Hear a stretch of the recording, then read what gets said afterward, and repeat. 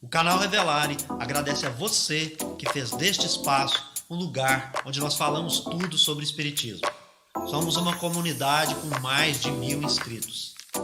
E você que quer fazer parte desse time, deixa seu like, se inscreva em nosso canal, aciona o sino de notificações e é assim que nós vamos interagir. Nossa gratidão, um forte abraço e vamos ao vídeo. Olá pessoal, sejam todos e todas muito bem-vindos e bem-vindas. Hoje, 30 de junho de 2020, nós vamos compartilhar com você conteúdo de qualidade. Nós estamos estudando a obra Os Quatro Evangelhos, tendo como fonte de pesquisa para dialogar com essa obra e fazer as críticas e reflexões, a obra O Verbo e a Carne. Estamos aqui no canal procurando abordar os erros desta doutrina rustanguista que é anticristã.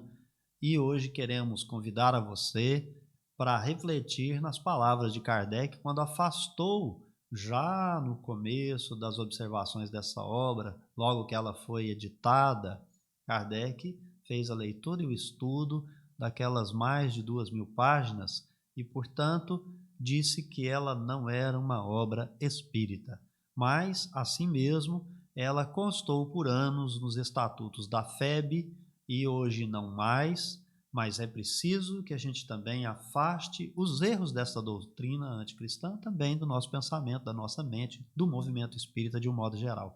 Lembrando a você que aqui a gente dialoga, a gente conversa, a gente não disputa, nós debatemos os temas, nós procuramos compartilhar conhecimento. Então todos aqueles que vêm aqui no canal para nos atacar quando tratamos dessa obra do rustanguismo como movimento, como uma doutrina, eles não vão encontrar espaço, principalmente para ferir os nossos corações, porque os nossos corações estão cheios de amor, de paz, de tranquilidade. Nós dormimos e acordamos com a consciência tranquila, porque nós sabemos que o nosso combate não possui má fé. Nós estamos aqui para fazer com que as pessoas possam colher as informações e fazer dela o que bem entender.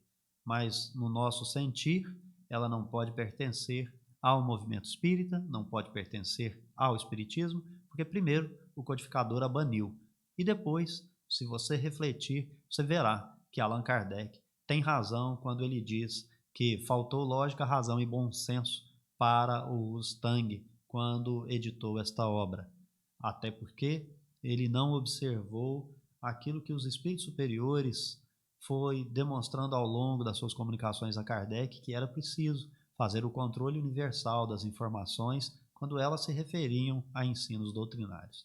Mas sem mais delongas, se você concorda ou discorda com o rustanguismo, hoje nós vamos apresentar uma tese do Rustang em que, no mínimo, você precisará refletir e pensar melhor acerca da aceitação ou não dessas informações trazidas na obra Os Quatro Evangelhos.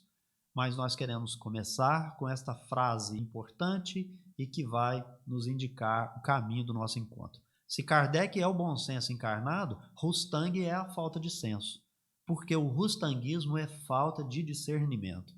Nós estamos visitando o tomo 1, capítulo 2, Jesus no Templo, da obra Os Quatro Evangelhos, e também estamos no mesmo capítulo 7, a infância mágica de Jesus, aduzindo sobre as críticas que fazemos desse capítulo 2, Jesus no Templo, através da obra O Verbo e a Carne. Então compartilho com vocês, para que tenham aí um melhor refletir, essa tese de Rustang.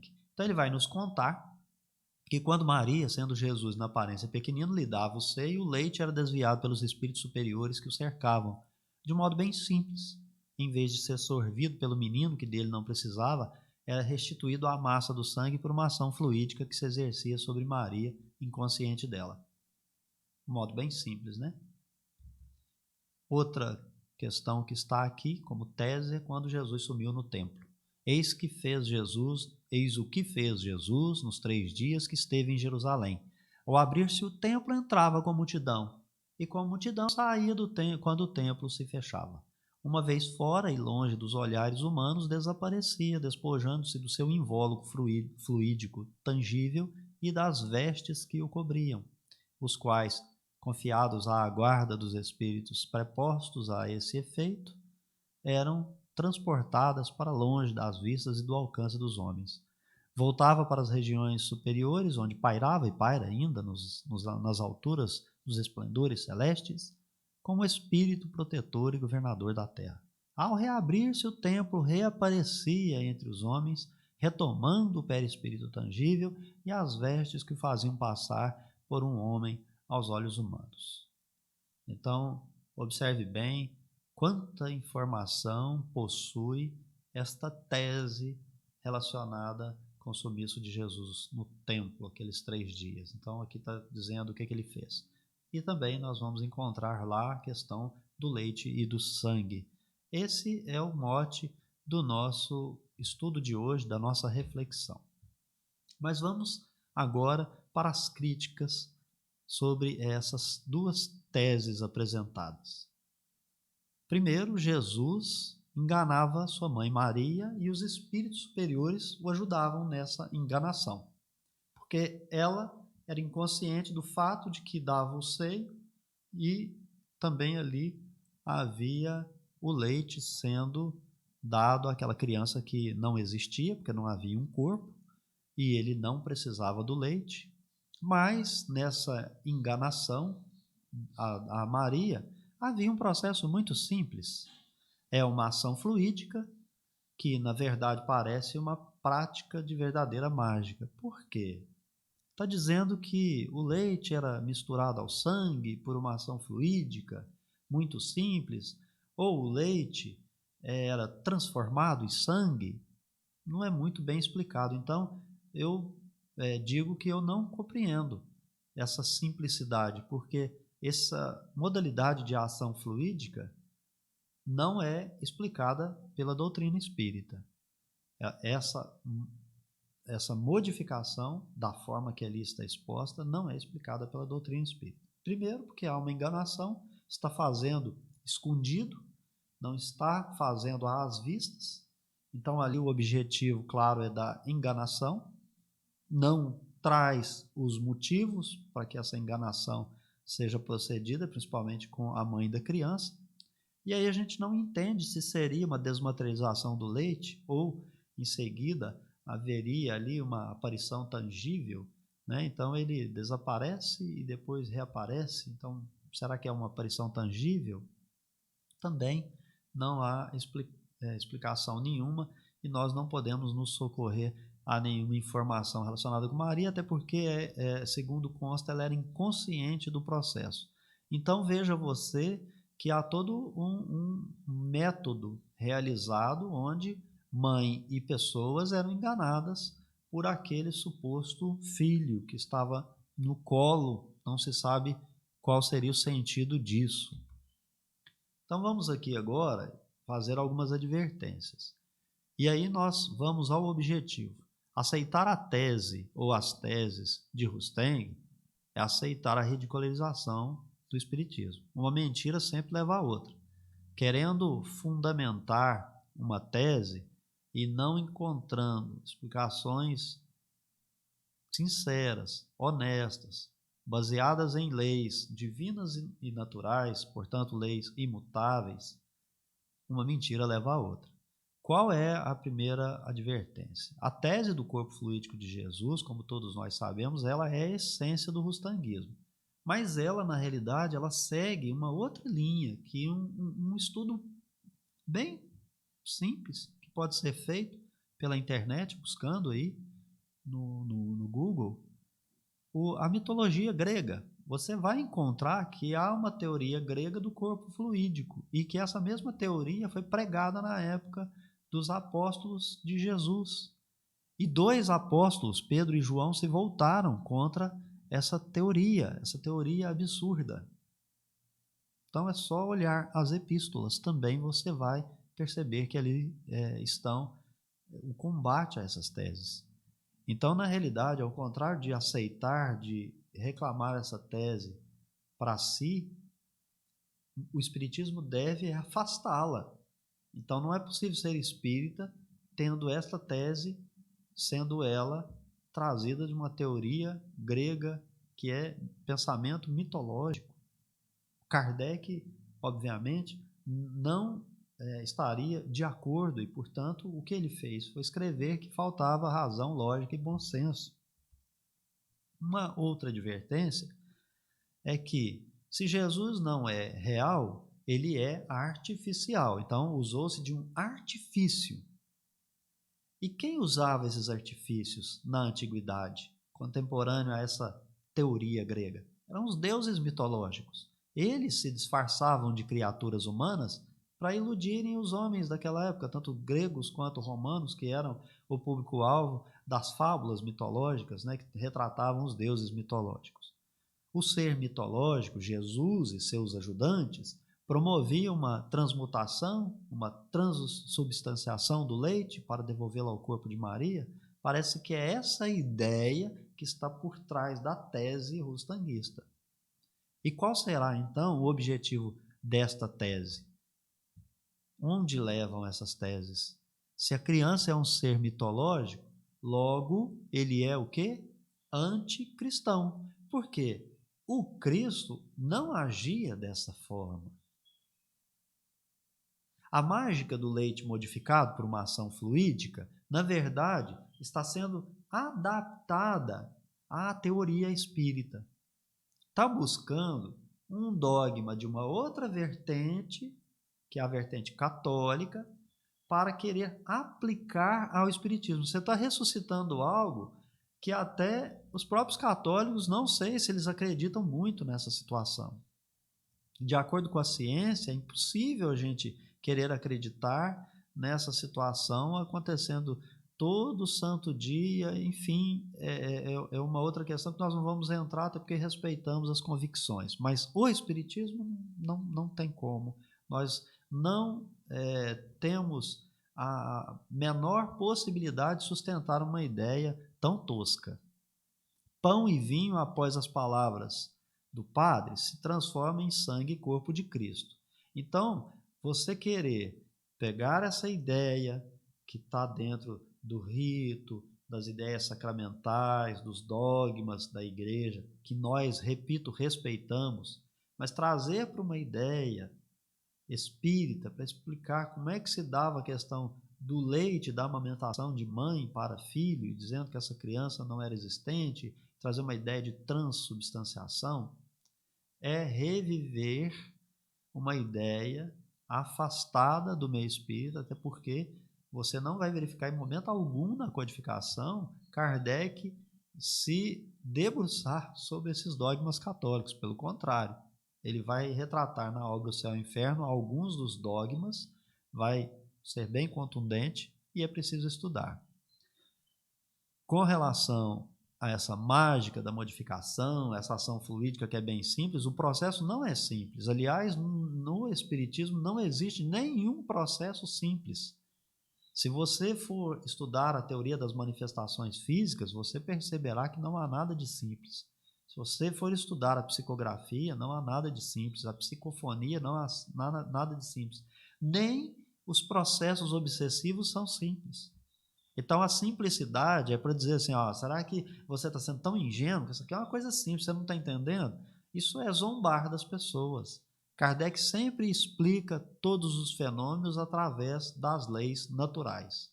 Se derrogou uma lei natural, não faz parte do espiritismo, porque aí vai para o campo do maravilhoso, do místico, daquilo que a ciência não pode se debruçar para comprovar através dos fatos, né? Contra os fatos não há argumentos. A hipótese rustanguista, ela também não pode ser explicada pela ação do Cristo quando transformou a água em vinho. Ah, mas por que não? Porque apesar de nós sabermos que a questão mediúnica vai nos ajudar a compreender essa ação promovida pelo Cristo, a primeira coisa que nós precisamos lembrar, como é o ensino dos espíritos superiores? A intenção é tudo. Qual o objetivo do ensino de Jesus? Moral. Por isso nós temos o Evangelho segundo o Espiritismo que busca a parte moral para desenvolvê-lo. Lembra da história? Os evangelhos podem ser divididos em 5 partes, mas a parte moral é aquela que não é discutível, que todos podem se reunir ao entorno. É o que faz Kardec. Então, O objetivo de Jesus é moral. Ele buscava despertar a fé, ele não buscou enganar, até porque ele sempre começava as suas frases dizendo: em verdade vos digo. E com firmeza, né, que é o amém vos digo, né? Então, o que Jesus faz é real, não é encenação e é possível constatar na atividade mediúnica. Ele fez à frente de todos. Ele usou leis naturais, leis divinas. É complicada a tese rustanguista, porque ali ela coloca Jesus mentiroso, farsante, zombeteiro, fantasioso e fingido. Essas imperfeições não são inerentes a um espírito puro, já que as imperfeições são inerentes aos espíritos inferiores. O espírito puro não possui esse tipo de imperfeição. Quem aceita essas teorias é capaz de aceitar, por exemplo, a mesma ideia da fábula que se conta para as crianças, como é que elas nasceram, foram trazidas pela cegonha.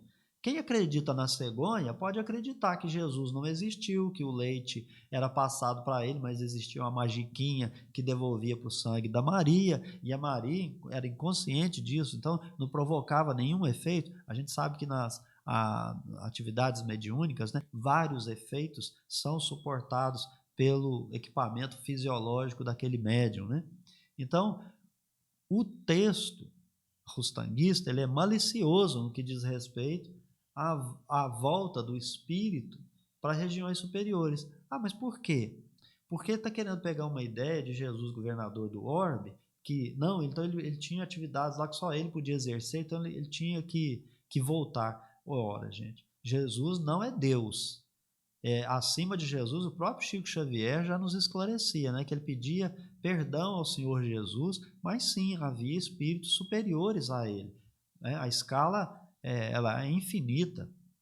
Então, ele é o superior, como encarnado aqui na Terra, o modelo. E como o espírito que comanda também, que tem ali sob sua égide vários ministros, tranquilo, não tem problema nenhum, mas há os superiores. A escala ela é infinita. Nesse sentido, o que está buscando? Encobrir as ideias fantasiosas.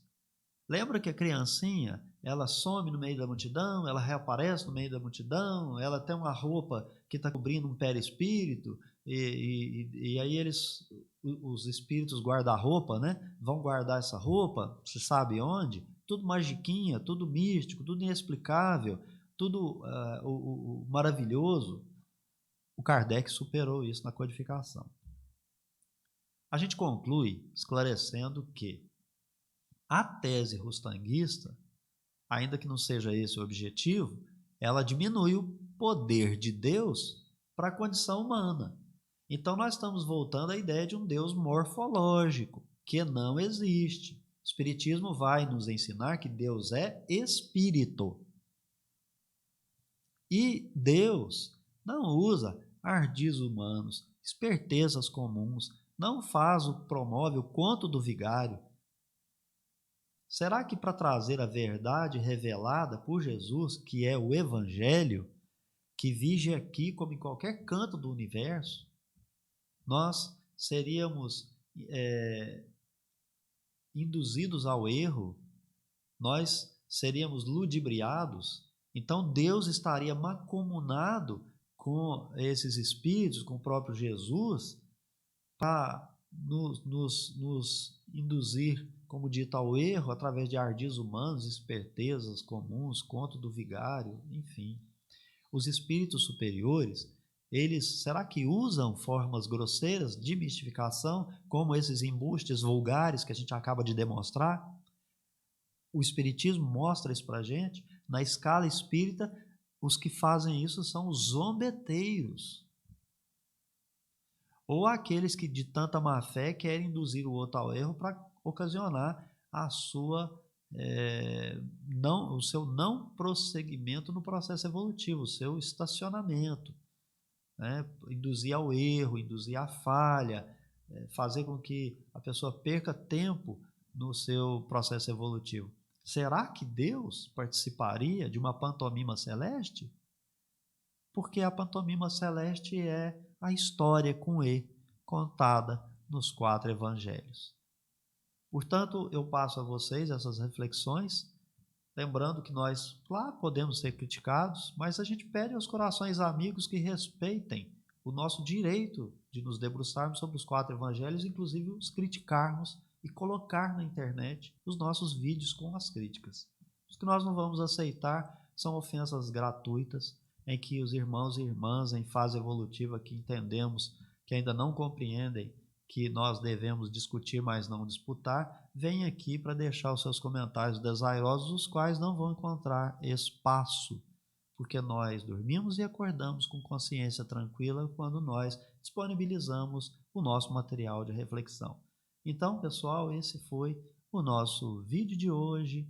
Eu espero que vocês tenham gostado. Se vocês gostaram, deixa o seu like, deixa a sua opinião e também uma informação final que é tornar-se membro do nosso canal, contribuindo mensalmente para ter os vídeos exclusivos aqui, que nós vamos colocar de benefício para aqueles que vierem somar conosco, onde, através de um financiamento coletivo, você ajuda a existência do canal para continuarmos levando informação de qualidade, compartilhando conhecimento e a gente cada dia produzindo mais e melhor para entregar a você aquilo que realmente você merece na condição de um estudo genuíno com Kardec, com a codificação, sempre analisando com respeito, com carinho, com amor, mas não se esquecendo que nosso compromisso é com a verdade. Nós estamos em busca da verdade. Então, o meu abraço, fique com Deus, até o nosso próximo encontro. Até lá!